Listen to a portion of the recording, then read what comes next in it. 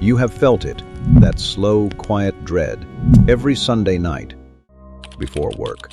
You just did not have a name for what was being done to you. Clear brain maps, where the darkest patterns come to light. A 2019 study from MIT Sloan Management Review found that toxic workplace behavior, led primarily by managers, is the single largest predictor of employee burnout.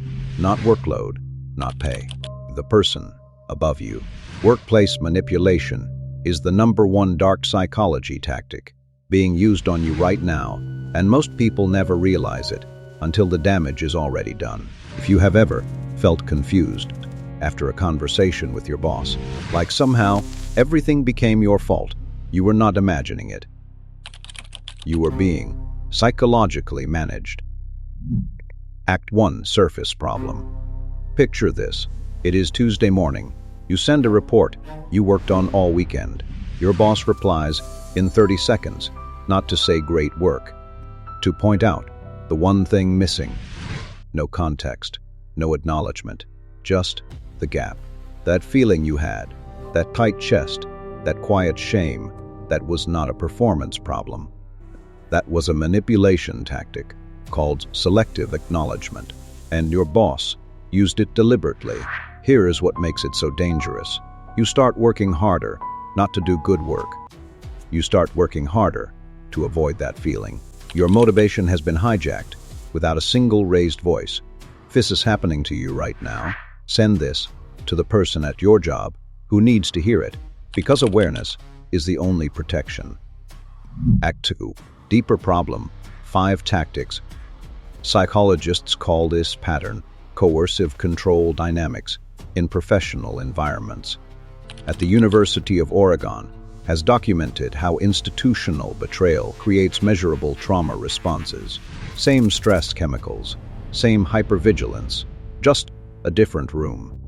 Here are the 5 specific tactics being used on you. Tactic 1, credit theft. It is never dramatic. It is quiet. Your idea in a meeting, credited to the team. A 2021 Harvard Business Review analysis found credit theft is the second most reported form of workplace psychological harm after public humiliation. Tactic 2, goal shift. You hit the target, then move the target. Dr. Robert Cialdini, author of Influence, documented commitment and consistency manipulation, where managers keep shifting goalposts to maintain psychological leverage. You never feel finished. That is by design. Tactic 3, isolation play. They cut your access to senior leadership, to other teams, to information. Slowly, you stop being visible. When you are invisible, you are vulnerable. Tactic 4, emotional weather. Some mornings they are warm, engaged, praising. Other mornings, silent, cold, clipped, no pattern, no reason you can find. Neuroscience research shows variable reward schedules, the same mechanism behind slot machines, create the strongest behavioral compliance. Your boss is the slot machine. Tactic 5, public calibration. A small correction, in front of everyone. Not because the correction was urgent, because the audience was. This tactic, documented in organizational psychology as status diminishment, is designed to reduce your social standing, so your credibility costs them nothing when they need to dismiss you. Root cause plus solution. Here is why this works on intelligent people specifically. The smarter you are, the more explanations you generate for why the bad behavior might be your fault. You become your own manipulator. That is the root cause, not weakness, hyperintelligence weaponized against you. Here are 3 steps to break the pattern. Step 1. Name the tactic. Imagine this. You just left a meeting feeling smaller than when you walked in. Instead of asking yourself what you did wrong, you ask, which of the 5 tactics just happened? Clinical psychologist Dr. Dan Siegel at UCLA calls this name it to tame it. When you label the tactic, you reduce its emotional control by up to 40%. Step 2. Document the pattern. Imagine this. Every Friday, 5 minutes, voice memo on your phone. What happened? What was said? How you felt?